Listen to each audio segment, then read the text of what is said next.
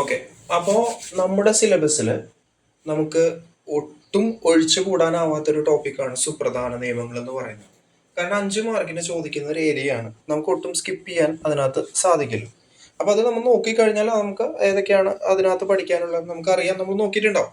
അപ്പോൾ അതിൽ സ്ത്രീകൾക്കെതിരെ ഉള്ള അതിക്രമങ്ങളുമായിട്ട് ബന്ധപ്പെട്ടിട്ടുള്ളതുണ്ട്, മുതിർന്ന പൗരന്മാരുടെ സംരക്ഷണമായിട്ട് ബന്ധപ്പെട്ടിട്ടുള്ളതുണ്ട്, കുട്ടികളുടെ ഉണ്ട്, അതുപോലെ തന്നെ ഉപഭോക്തൃ സംരക്ഷണ നിയമം, വിവരാവകാശ നിയമം പോലത്തെ പ്രധാനപ്പെട്ട മറ്റു നിയമങ്ങൾ നമുക്കതിൽ കാണാം.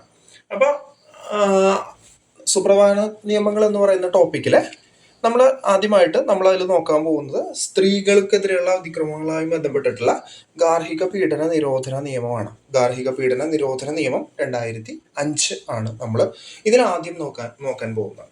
അപ്പോൾ ഗാർഹിക പീഡന നിരോധന നിയമം 2005. അപ്പോൾ പഠിക്കുമ്പോൾ തന്നെ അതിൻ്റെ കൂടെ വർഷം നമ്മൾ പറഞ്ഞ് പ്രാക്ടീസ് ചെയ്താൽ ഓട്ടോമാറ്റിക്കലി നമുക്കത് വരും. ഗാർഹിക പീഡന നിരോധന നിയമം 2005 എന്ന് തന്നെ പറയണം. ഓക്കെ.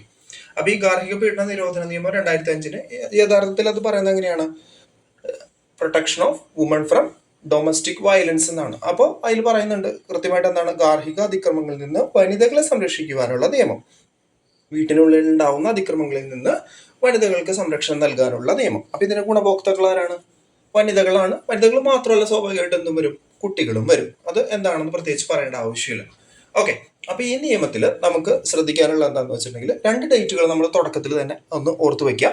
ഇതിനകത്ത് ആദ്യം ഈ നിയമം രാഷ്ട്രപതി ഒപ്പിട്ട തീയതിയാണ് ഇതിലാദ്യം നമ്മൾ പഠിക്കുന്നത്. അത് 2005 സെപ്റ്റംബർ 13 2005 സെപ്റ്റംബർ 13. അതെങ്ങനെ ഓർക്കാം? സെപ്റ്റംബർ 11 നമുക്ക് എല്ലാവർക്കും അറിയാം. സെപ്റ്റംബർ 11 നവംബർ 11 എന്നൊക്കെ പഠിച്ചിട്ടുണ്ടാവും. അമേരിക്കയിലെ ഭീകരാക്രമണം നടന്ന ഡേറ്റ് ആണ്, അല്ല, പെന്റഗണൊക്കെ തകർത്തിട്ടുള്ള ഡേറ്റ്. അത് സെപ്റ്റംബർ 11. അപ്പൊ അമേരിക്കയിലെ ഭീകരാക്രമണം സെപ്റ്റംബർ 11 ആണെങ്കിൽ വീട്ടിലാക്രമണം എന്താണ്? സെപ്റ്റംബർ 13 ഓർത്താൽ മതി. ഗാർഹിക പീഡന നിരോധന നിയമം 2005 എന്നുള്ളതുകൊണ്ട് തന്നെ ആ വർഷം അവിടെ നിന്ന് കിട്ടും. 2005 സെപ്റ്റംബർ 13 എന്തുണ്ടായി? അത് ഈ പറയുന്ന നിയമത്തിൽ രാഷ്ട്രപതി ഒപ്പുവെച്ചു. ഏതായിരിക്കും അന്നത്തെ രാഷ്ട്രപതി? APJ അബ്ദുൽ കലാമാണ്. പഠിച്ചോളൂ, APJ അബ്ദുൽ കലാമാണ് അതിൽ ഒപ്പുവെച്ചത്. അന്നത്തെ പ്രധാനമന്ത്രി 2004 മുതൽ 14 വരെയുള്ള കാലഘട്ടത്തിൽ മൻമോഹനാണെന്ന് നമുക്കറിയാം. സ്വാഭാവികമായിട്ടും എന്താണ്? മൻമോഹൻ സിംഗ് ആണ് അന്നത്തെ പ്രധാനമന്ത്രി. അപ്പൊ ഈ നിയമത്തിൽ ആ ഡേറ്റ് പഠിച്ചു. അതിനോട് കൂടെ തന്നെ നമുക്ക് പഠിക്കാനുള്ള മറ്റൊരു ഡേറ്റ് ആണ് ഈ 2005 സെപ്റ്റംബർ 13 നമുക്ക് അതിന്റെ ഒപ്പം തന്നെ കണക്ട് ചെയ്ത് തന്നെ പഠിക്കാൻ പറ്റുന്ന ഒരു ഡേറ്റ് ആണ് എന്ത്? ഇത് നിലവിൽ വന്ന, ഈ നിയമം നിലവിൽ വന്ന ഡേറ്റ്, അതായത് രാഷ്ട്രപതി ഒപ്പിട്ട ഡേറ്റും നിലവിൽ വന്ന ഡേറ്റും ഒന്നിച്ച് കണക്ട് ചെയ്ത് പഠിക്കാം. 2005 നമുക്ക് 2006 ആക്കാം. സെപ്റ്റംബറിന് തൊട്ടടുത്ത മാസം ഒക്കെ ഒന്ന് കൂട്ടിയാൽ മതി. സെപ്റ്റംബർ എന്തായി? ഒക്ടോബർ ആയി. പക്ഷെ ഡേറ്റ് നമ്മൾ എന്ത് ചെയ്യാം? ഇരട്ടിപ്പിക്കണം. അപ്പോൾ 13 26 ആയി. അപ്പോൾ രാഷ്ട്രപതി ഒപ്പിട്ട ഡേറ്റ് 2005 സെപ്റ്റംബർ 13 ആണെങ്കിൽ നിലവിൽ വന്ന ഡേറ്റ് 2006 ഒക്ടോബർ 26 ഓക്കെ. ഇനി ഇതിനകത്ത് 5 ചാപ്റ്റേഴ്സ് ഉണ്ട്, 37 സെക്ഷൻസ് ഉണ്ട്.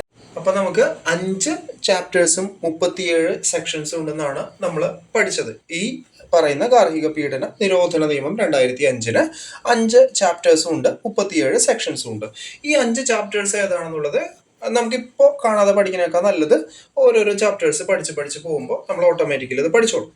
അപ്പോൾ ഇതിൽ ആദ്യത്തെ ചാപ്റ്റർ എന്ന് പറയുന്നത് നിർവചനങ്ങളാണ്, അല്ലെങ്കിൽ പ്രാരംഭികം എന്ന് ആണെങ്കിൽ നമുക്ക് പറയാം. എന്താണ്? എപ്പോഴും ഒരു നിയമം നമ്മുടെ ഏത് നിയമം പഠിക്കുമ്പോഴായാലും അതിൻ്റെ ആദ്യത്തിൽ ഈ പറയുന്ന നിയമത്തിൻ്റെ ഒരു ഇൻട്രഡക്ഷൻ ആയിരിക്കും ഉണ്ടാവുക. മിക്കവാറും എല്ലാ ചാപ്റ്ററും ആദ്യം വരുന്നത് ഇൻട്രഡക്ഷൻ ആയിരിക്കും. അതിൻ്റെ ഒപ്പം തന്നെ ഡെഫിനിഷൻസും ഉണ്ടാവും. അപ്പോൾ ഇൻട്രഡക്ഷൻസും ഡെഫിനിഷൻസും ആണ് ആദ്യത്തെ ചാപ്റ്റർ, അല്ലെങ്കിൽ പ്രാരംഭികവും നിർവചനങ്ങളും ആണ് എന്ത്? ആദ്യത്തെ ചാപ്റ്റർ എന്ന് പറയുന്നത്. അപ്പോൾ നമുക്ക് ഇതിൽ ആദ്യത്തെ ചാപ്റ്റർ പഠിക്കാം. ആദ്യത്തെ ചാപ്റ്ററിൽ പറയുന്നത് എന്താണ്? നിർവചനങ്ങളാണ്. നമുക്ക് കുറച്ച് കാര്യങ്ങളുടെ നിർവചനങ്ങൾ നമുക്ക് പറയുന്നുണ്ട്.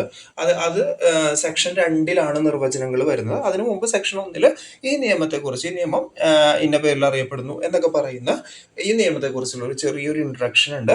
അത് കഴിഞ്ഞിട്ടാണ് നമുക്ക് നിർവചനങ്ങൾ വരുന്നത്. അപ്പോൾ നിർവചനങ്ങളിൽ കുറച്ച് നിർവചനങ്ങൾ നമുക്കൊന്ന് ഓർത്തു വെക്കാം. സ്റ്റേറ്റ്മെന്റ് പോലെ ടൈപ്പുള്ള ചോദ്യങ്ങൾ നമുക്ക് വരുമ്പോൾ ഫേസ് ചെയ്യാനായിട്ട് ഇത്തരം കാര്യങ്ങൾ നമുക്ക് ആവശ്യം വരും. അപ്പോൾ ഇതിൽ നമ്മൾ ഒരു 5 നിർവചനങ്ങൾ നമ്മളൊന്ന് ഓർത്തു വെക്കാം. അതിൽ ആദ്യം പറയണം, ഇത് കാണാതെ പഠിക്കണമെന്ന് പറയുന്നില്ല, നമുക്ക് മനസ്സിലാക്കി വെക്കുക, അത് മാത്രമേ നമുക്ക് ഇവിടെ നടക്കുകയുള്ളൂ. എന്താണ് അവിടെ ഉദ്ദേശിക്കുന്നതെന്ന് മനസ്സിലാക്കി വെച്ചാൽ തീർച്ചയായിട്ടും സ്റ്റേറ്റ്മെന്റ് ക്വസ്റ്റ്യൻസ് വരുമ്പോൾ നമുക്ക് അറ്റൻഡ് ചെയ്യാൻ സാധിക്കും, വളരെ അനായാസം മാർക്ക് സ്കോർ ചെയ്യാൻ സാധിക്കും. അപ്പോൾ ഇതിൽ നിർവചനങ്ങൾ 5 നമ്മൾ പഠിക്കാം. അതിലാദ്യം പരാതിക്കാരി. ആരാണ് പരാതിക്കാരി എന്ന് പറയുന്നുണ്ട്. 2A തുടക്കത്തിൽ തന്നെ പറയുന്നുണ്ട് പരാതിക്കാരി ആരാണ്?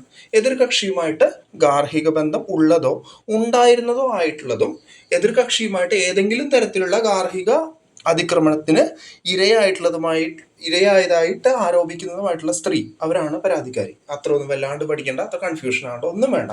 ഈ പരാതിക്കാരി ആണെങ്കിൽ എന്തുണ്ടാവണം? ഈ പറയുന്ന ആർക്കെതിരെയാണ് പരാതി കൊടുക്കുന്നത് അയാൾക്കെതിരെ എന്തുണ്ടാവണം? ഒരു ഗാർഹിക ബന്ധം ഉണ്ടാവാം, അല്ലെങ്കിൽ ഇപ്പോൾ എന്താണ് നിലവിലുള്ളതും ആവാം. അപ്പോൾ വെറുതെ റോഡിലൂടെ പോകുന്ന ഒരാൾക്കെതിരെ പരാതി കൊടുക്കാൻ കഴിയില്ല എന്ന് മാത്രം മനസ്സിലാക്കി വെച്ചാൽ മതി. എന്താണ്, ഒരു ഗാർഹിക ബന്ധമുള്ള ഒരാൾക്കെതിരെ മാത്രമേ നമുക്ക് ഈ നിയമപ്രകാരം പരാതി കൊടുക്കാൻ കഴിയുള്ളൂ. അപ്പോൾ ഒരു വീട്ടിൽ ഒരുമിച്ച് താമസിച്ചിരുന്ന മുമ്പ് താമസിച്ചിരുന്നതോ ഇപ്പൊ താമസിക്കുന്നതോ ആയിട്ടുള്ള ഒരു സ്ത്രീനെയും പുരുഷനെയാണ് പറയുന്നത്. അതിൽ പുരുഷൻ എന്ന് പറയുന്നത് എന്തായിരിക്കും? എതിർകക്ഷിയായിരിക്കും. സ്ത്രീ എന്ന് പറയുന്നത് പരാതിക്കാരിയായിരിക്കും. അവരെന്താണ്, അവിടുത്തെ ഒരു കണക്ഷൻ വരുന്നത് അവര് ഒരു ഗാർഹിക ബന്ധത്തിൽ ഏർപ്പെട്ടിരുന്ന ആളുകളായിരിക്കണം എന്നതാണ്. അപ്പൊ 2A പരാതിക്കാരിയെ കുറിച്ച് പറയുന്നുണ്ട്. അത് എന്താണെന്ന് മനസ്സിലായി. ഇനി കുട്ടി, 2B തന്നെ കുട്ടിനെ കുറിച്ച് പറയുന്നുണ്ട്. കുട്ടി എന്ന് പറയുമ്പോൾ ഏതൊക്കെ കുട്ടികളെ ഇതിൽ പരിഗണിക്കാം? സ്വന്തം കുട്ടി, വളർത്തുകുട്ടി, ദത്തുകുട്ടി, അതുപോലെ തന്നെ എന്താണ്, പരജാതത്തിലുണ്ടായ കുട്ടി. പരജാതം എന്ന് പറയുമ്പോൾ ഈ സ്ത്രീയുടെ ആദ്യ ഭർത്താവിലുണ്ടായ കുട്ടിയാവാം, അങ്ങനെയുള്ള കുട്ടികൾ. അപ്പൊ സിമ്പിൾ ആണല്ലേ, ദത്തുകുട്ടി, വളർത്തുകുട്ടി, സ്വന്തം കുട്ടി, പരജാതം വഴിയുള്ള കുട്ടി. അതാണ് ഈ നിയമത്തിലെ കുട്ടി എന്ന് പറയുന്നത്. ഈ കുട്ടിക്ക് 18 വയസ്സ് തികയരുത് എന്നും പറയുന്നുണ്ട്. 18 വയസ്സ് തികയാത്തവരായിരിക്കണം. അപ്പൊ ഈ നിയമപ്രകാരം കുട്ടി എന്നതിന്റെ നിർവചനം എത്ര വയസ്സ് വരെയാണ്? 18 വയസ്സ് വരെയുള്ള ആളുകളെ മാത്രമാണ് പറയുന്നത്. ഇനി അടുത്തത് ഇതിനകത്ത് നിർവചനം നമുക്ക് പഠിക്കാനുള്ളത് 2F ആണ്. 2F എന്ന് പറയുമ്പോൾ F ഫാമിലി, അങ്ങനെ ആലോചിച്ചാൽ മതി. F ഫാമിലി, അപ്പൊ ഗാർഹിക ബന്ധം, ഫാമിലി.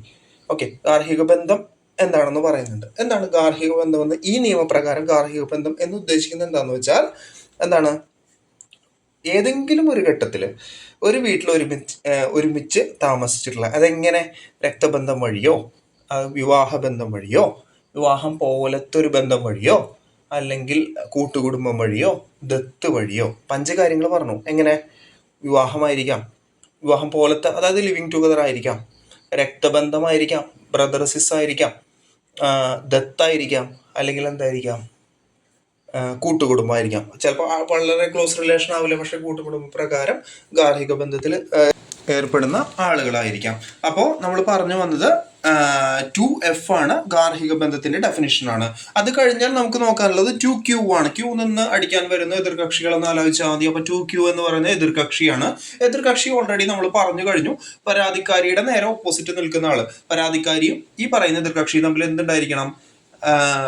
എപ്പോഴെങ്കിലും ഒരു ഗാർഹിക ബന്ധം പുലർത്തിയിരുന്ന ആളുകളായിരിക്കണം. അപ്പോൾ ഈ പറയുന്ന എതിർകക്ഷിയായാലും പരാതിക്കാരിയായാലും നമ്മൾ ശ്രദ്ധിക്കേണ്ട ഒരു കാര്യം എന്താണെന്ന് വെച്ചാൽ, ഈ പറയുന്ന രണ്ടാളുകൾ തമ്മിൽ ഏതെങ്കിലും ഒരു കാലത്ത് എന്തായിരിക്കണം?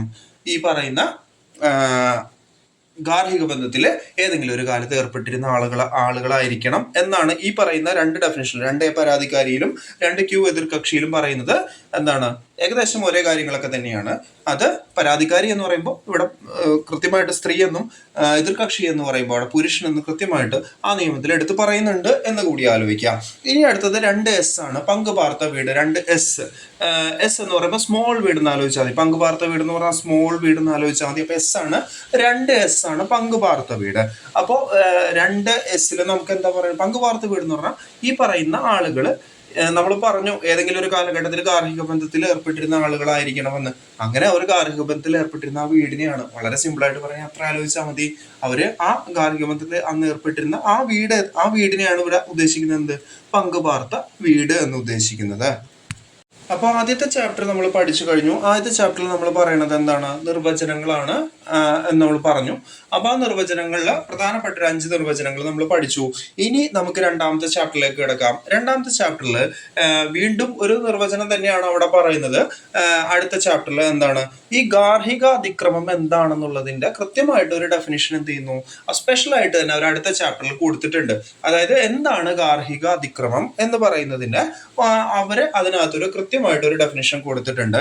അപ്പൊ ആ ഡെഫിനിഷൻ എന്താണെന്ന് അറിയണമെങ്കിൽ ഒരു 5 കാര്യങ്ങൾ ആലോചിക്കുക. എന്താണ്? മാനസികം, ശാരീരികം, ലൈംഗികം, വൈകാരികം, സാമ്പത്തികം.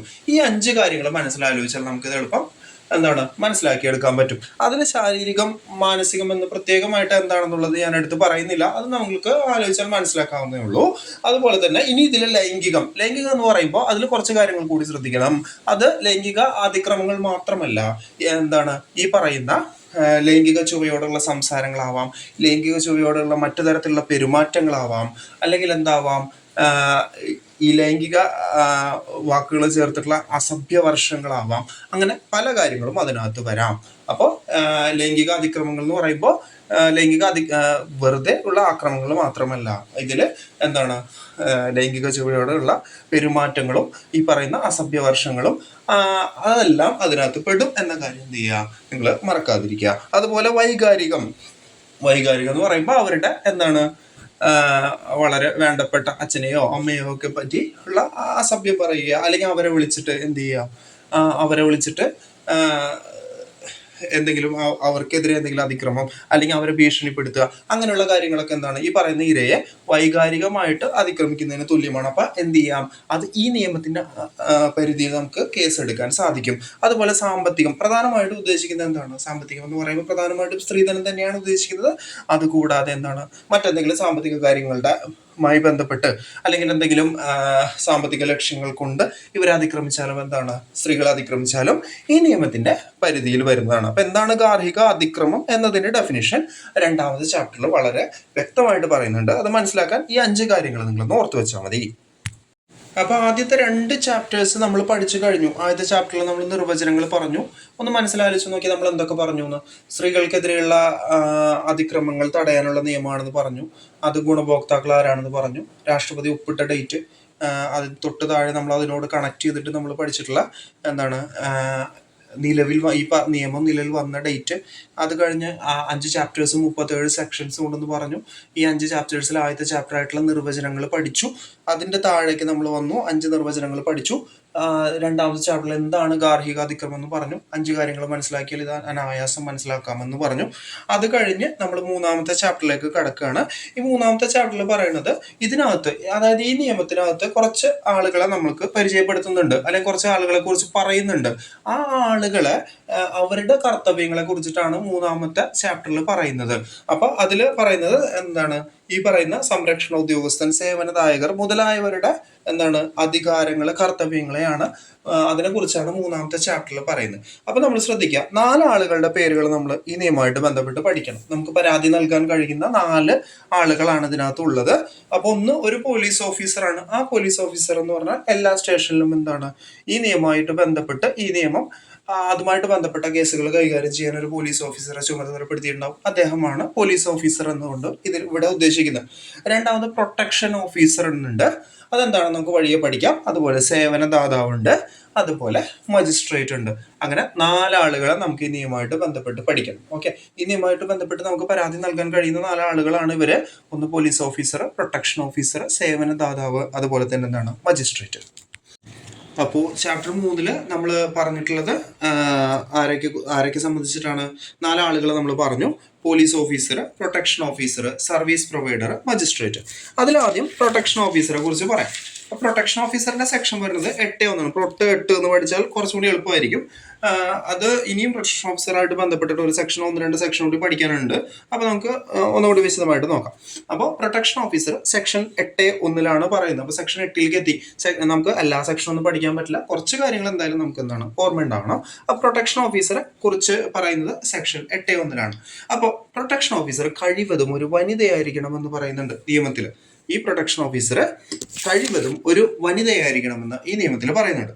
അതുപോലെ തന്നെ ഓരോ ജില്ലയിലും എത്ര പ്രൊട്ടക്ഷൻ ഓഫീസർ വേണം എന്നുള്ളത് ഗവൺമെന്റ് തീരുമാനമാണ്. അപ്പോൾ ഓരോ ജില്ലയിലും എത്ര പ്രൊട്ടക്ഷൻ ഓഫീസേഴ്സ് വേണം എന്നുള്ളത് ഗവൺമെന്റ് തീരുമാനമാണ്. എന്താണ് ഇവരുടെ ശരിക്കും പണി? പ്രൊട്ടക്ഷൻ ഓഫീസറുടെ മജിസ്ട്രേറ്റിനെ സഹായിക്കുക എന്നുള്ളതാണ്. ഇതിനകത്ത് മജിസ്ട്രേറ്റിനെ സഹായിക്കുക എന്നുള്ളതാണ് പ്രൊട്ടക്ഷൻ ഓഫീസറുടെ പ്രധാന പണി. അതുപോലെ തന്നെ DIR തയ്യാറാക്കുക. എന്താണ് DIR? Domestic investigation report. നമ്മൾ FIR കേട്ടിട്ടുണ്ട്, ഫസ്റ്റ് ഇൻവെസ്റ്റിഗേഷൻ റിപ്പോർട്ട് അല്ലെ. അതേപോലെ ഡൊമസ്റ്റിക് ഇൻവെസ്റ്റിഗേഷൻ റിപ്പോർട്ട്, അതായത് ഈ സ്ഥലത്ത് പോയി ഈ പറയുന്ന പരാതി നടന്ന ഈ പറയുന്ന പരാതിയുമായിട്ട് ബന്ധപ്പെട്ട അതിക്രമം നടന്നിട്ടുള്ള ആ സ്ഥലത്ത് പോയി അതിന്റെ റിപ്പോർട്ട് തയ്യാറാക്കുക എന്നുള്ളതാണ്. അപ്പോൾ എന്താണ് പ്രധാനപ്പെട്ട പണി എന്ന് പറയുന്നത് DIR തയ്യാറാക്കുക എന്നുള്ളതാണ്. ഡൊമസ്റ്റിക് ഇൻവെസ്റ്റിഗേഷൻ റിപ്പോർട്ടാണ്. അതിന്റെ കോപ്പി അവരെന്ത് ചെയ്യണം? മജിസ്ട്രേറ്റിനാണ് DIR കൊടുക്കേണ്ടത്. അതിന്റെ കോപ്പി ആ പോലീസ് ഓഫീസർക്ക്, നമ്മൾ നേരത്തെ പറഞ്ഞ പോലീസ് ഓഫീസർക്കും അതിൽ നമ്മൾ മറ്റൊരാളായിട്ടുള്ള സേവനദാതാവിന് എന്ത് ചെയ്യണം, അതിന്റെ കോപ്പി കൊടുക്കണം. അപ്പൊ പ്രൊട്ടക്ഷൻ ഓഫീസർ 8.1 സെക്ഷൻ, അവരുടെ ഒരു വനിതയായിരിക്കണം എന്ന് പറയുന്നുണ്ട്. അതുപോലെ എന്താണ് അവരുടെ പ്രധാന തൊഴിൽ എന്ന് പറയുന്നത്, പ്രധാന ധർമ്മം എന്ന് പറയുന്നത് DIR തയ്യാറാക്കലും മജിസ്ട്രേറ്റിനെ സഹായിക്കലുമാണ്. അതുപോലെ തന്നെ അവരുടെ മറ്റു ധർമ്മങ്ങൾ നോക്കുകയാണെങ്കിൽ അവരെന്താണ്, ഈ പറയുന്ന പരാതി എഴുതാൻ കഴിയാത്ത അല്ലെങ്കിൽ നിരക്ഷരായിട്ടുള്ള ആളാണെങ്കിൽ എന്ത് ചെയ്യണം, അവരെ പരാതി എഴുതാൻ അവരെ സഹായിക്കണം. അതുപോലെ തന്നെ എന്താണ്, അവർക്ക് പ്രൊട്ടക്ഷൻ ഉത്തരവ് ലഭിക്കാനായിട്ട് എന്ത് ചെയ്യണം, ഒരു നിശ്ചിത ഫോറത്തിൽ മജിസ്ട്രേറ്റിന് അപേക്ഷ ഈ പറയുന്ന പ്രൊട്ടക്ഷൻ ഓഫീസർ നൽകണം. അപ്പോൾ പ്രൊട്ടക്ഷൻ ഉത്തരവിനുള്ള ആ ഫോറം അവർക്ക് പൂരിപ്പിച്ചു കൊടുക്കണം, അവർക്ക് പരാതി എഴുതി കൊടുക്കണം. അതുപോലെ തന്നെ എന്താണ്, നിയമസഹായത്തിനുള്ള ഫോം അവർക്ക് സൗജന്യമായിട്ട്, ഫോംസിന്റെ കാര്യങ്ങൾ പറയുന്നതൊക്കെയാണ്, പരാതി എഴുതണം. അതുപോലെ തന്നെ എന്താണ്,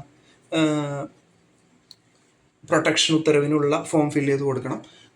നിയമസഹായത്തിനുള്ള ഫോം അവർക്ക് എന്ത് ചെയ്യണം, അതും അവർക്ക് സൗജന്യമായിട്ട് ലഭിച്ചു എന്ന് ഉറപ്പുവരുത്തണം.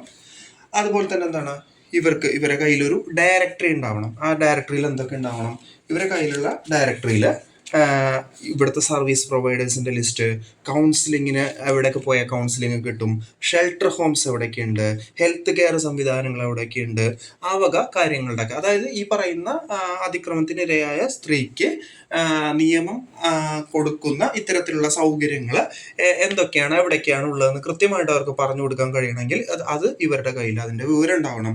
അപ്പോൾ പ്രൊട്ടക്ഷൻ ഓഫീസറുടെ കയ്യിൽ എന്തുണ്ടാവണം, ഒരു ഡയറക്ടറി ഉണ്ടാവണം. ആ ഡയറക്ടറിയിൽ എന്തൊക്കെ വിവരങ്ങൾ ഉണ്ടാവും, സേവനദാതാവിന്റെ ലിസ്റ്റും, കൗൺസിലിംഗ് എവിടെ കിട്ടും, ഷെൽട്ടർ ഹോം എവിടെയാണുള്ളത്, ഹെൽത്ത് കെയറിന്റെ ആ വക കാര്യങ്ങളൊക്കെ അവരുടെ ഡയറക്ടറിയിൽ ഉണ്ടാവും. അപ്പൊ നമ്മൾ ആദ്യം പറഞ്ഞ വനിതയായിരിക്കണം. അതുപോലെ മജിസ്ട്രേറ്റിനെ സഹായിക്കലാണ് പ്രധാനപ്പെട്ട ധർമ്മം എന്ന് പറയുന്നത്. DIR തയ്യാറാക്കൽ ഇവരുടെ ഒരു പ്രാഥമിക ജോലിയാണ്. അതുപോലെ തന്നെ എന്താണ്, ഇവർക്ക് ഈ പറയുന്ന വനിതക്ക് എന്താണ്, പരാതി എഴുതാൻ സഹായിക്കുക. അതുപോലെ തന്നെ പ്രൊട്ടക്ഷൻ ഉത്തരവിനായിട്ടുള്ള ഫോറം ഫില്ല് ചെയ്ത് കൊടുക്കുക.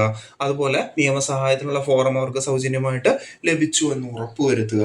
അതുപോലെ തന്നെ ഇവർക്ക് എന്തെങ്കിലും പരിക്കുണ്ടെങ്കിൽ വൈദ്യസഹായം, അതുപോലെ സാമ്പത്തിക സഹായങ്ങൾ ലഭ്യമാക്കാനുള്ള സോഴ്സുകൾ എന്താണോ അതിന് കൃത്യമായിട്ട് അവർ അതിലിടപെടുക, അതവർക്ക് നേടിക്കൊടുക്കുക. അതുപോലെ യാത്രാ സൗകര്യങ്ങൾ എന്തെങ്കിലും ആവശ്യമുണ്ടെങ്കിൽ അത് കൊടുക്കുക. അങ്ങനെയുള്ള കാര്യങ്ങളാണ് ഇവർ ചെയ്യുന്നത്. പ്രൊട്ടക്ഷൻ ഓഫീസർ ഒന്ന് ആലോചിച്ച് നോക്കൂ. Protection officer section 8.1 വനിതയായിരിക്കണം. അവർക്ക് എന്താണ്, DIR തയ്യാറാക്കൽ അവരുടെ പ്രധാനപ്പെട്ട ചുമതലയാണ്. അതുപോലെ തന്നെ എന്താണ്, അവരുടെ കയ്യിലൊരു ഡയറക്ടറി ഉണ്ടാവും, അതിൽ ഇന്ന വിവരങ്ങൾ ഉണ്ടാവും. അതുപോലെ തന്നെ എന്താണ്, വൈദ്യസഹായം, സാമ്പത്തിക സഹായം ഇതെല്ലാം ലഭ്യമാക്കുക എന്നുള്ളത് ഇവരുടെ ധർമ്മമാണ്. അവർക്ക് കാലാവധി 3 വർഷമാണ്. അവർക്ക് 3 വർഷത്തെ എക്സ്പീരിയൻസ് ഈ മേഖലയിലുള്ള ആളുകളെയാണ് ഇതിൽ നിയമിക്കുക. കാലാവധി 3 വർഷമാണ്. ആ പ്രൊട്ടക്ഷൻ ഓഫീസറെ കുറിച്ച് വളരെ ലേറ്റ് ആയിട്ടുള്ള ഒരു ഐഡിയ മനസ്സിൽ കിട്ടി എന്ന് വിചാരിക്കുന്നു. അപ്പൊ നമ്മൾ പറഞ്ഞു വന്നത് പ്രൊട്ടക്ഷൻ ഓഫീസറെ കുറിച്ചായിരുന്നു. സെക്ഷൻ 8.1 പ്രൊട്ടക്ഷൻ ഓഫീസറെ കുറിച്ച് നമ്മൾ പറഞ്ഞു, അത് പഠിച്ചു. ഇനി നമുക്ക് പഠിക്കാനുള്ളത് സെക്ഷൻ 10 സേവനദാതാവാണ്. സേവനദാതാവ് സെക്ഷൻ 10 മറക്കണ്ട. അപ്പൊ പ്രൊട്ടക്ഷൻ 8.1 സേവനദാതാവ് സെക്ഷൻ 10 പറയുന്നത്. അപ്പോൾ ഈ സേവനദാതാവ് ഈ പ്രൊട്ടക്ഷൻ ഓഫീസറിൽ നിന്ന് എങ്ങനെ വ്യത്യാസം വന്നിരിക്കുന്നു? നമ്മൾ പ്രൊട്ടക്ഷൻ ഓഫീസർ പറഞ്ഞു കഴിവതും ഒരു വനിതയായിരിക്കണം, അവര് എന്താണ് ഓരോ ജില്ലയിൽ എത്ര പേര് വേണമെന്ന് ഗവൺമെന്റ് തീരുമാനിക്കാം എന്നൊക്കെ പറഞ്ഞു. പ്രൊട്ടക്ഷൻ ഓഫീസർ മിക്കവാറും എന്തായിരിക്കും, വനിതയായിരിക്കും. അതുപോലെ ഓരോ ജില്ലയിൽ നിന്നും എത്ര പേര് വേണമെന്ന് ഗവൺമെന്റ് തീരുമാനിക്കാന്ന് പറഞ്ഞു. പക്ഷെ സേവനദാതാവ് എന്തായിരിക്കും, മിക്കവാറും ഒരു സംഘടനയായിരിക്കും. കൂടിയ സാധ്യത അതൊരു സംഘടനയായിരിക്കും. ഈ പറയുന്ന ഈ മേഖലയിൽ പ്രവർത്തിക്കുന്ന സംഘടനകൾക്ക് എന്ത് ചെയ്യാം, ഈ നിയമപ്രകാരം സേവനദാതാവായിട്ട് രജിസ്റ്റർ ചെയ്യാൻ സാധിക്കും. അപ്പൊ അങ്ങനെയുള്ള സേവന ദാതാക്കൾ പ്രധാനമായിട്ടും ചിലപ്പോൾ അവരൊരു ഇത്തരത്തിലുള്ള സർവീസുകൾ ചെയ്യുന്ന സംഘടനയായിരിക്കും.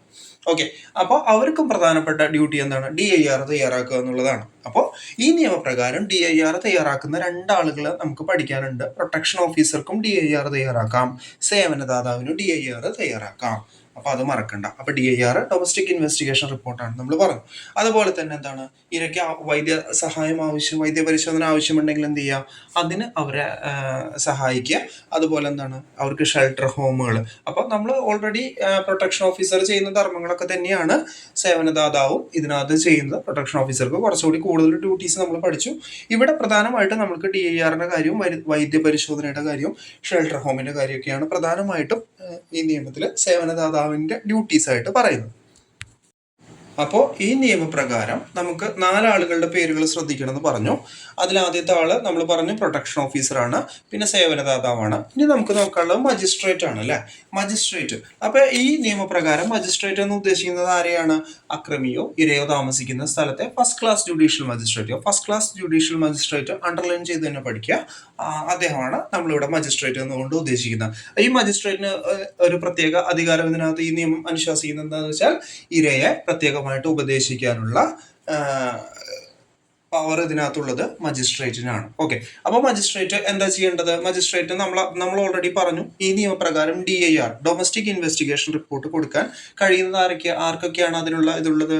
അത് ഒന്ന് നമ്മുടെ സേവനദാതാവിനും ഒന്ന് പ്രൊട്ടക്ഷൻ ഓഫീസർക്കുമാണ്. അപ്പോൾ ഇവർ കൊടുക്കുന്ന ഡൊമസ്റ്റിക് ഇൻവെസ്റ്റിഗേഷൻ റിപ്പോർട്ട് ചിലപ്പോൾ സേവനദാതാവായിരിക്കാൻ കൊടുക്കുന്നത്, ചിലപ്പോൾ പ്രൊട്ടക്ഷൻ ഓഫീസർ ആയിരിക്കാൻ കൊടുക്കുന്നത്. ഇവർ കൊടുക്കുന്ന ഡൊമസ്റ്റിക് ഇൻവെസ്റ്റിഗേഷൻ റിപ്പോർട്ട് എന്ത് ചെയ്യണം? ഈ പറയുന്ന മജിസ്ട്രേറ്റ് പരിശോധിക്കണം.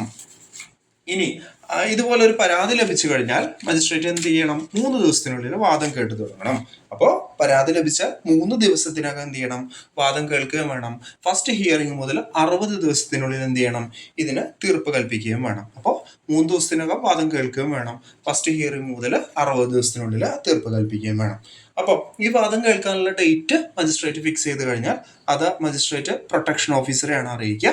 ആ പ്രൊട്ടക്ഷൻ ഓഫീസറാണ് ഇക്കാര്യങ്ങൾ കക്ഷിയെ അറിയിക്കേണ്ടത് എന്നും മനസ്സിലാക്കി വെക്കുക.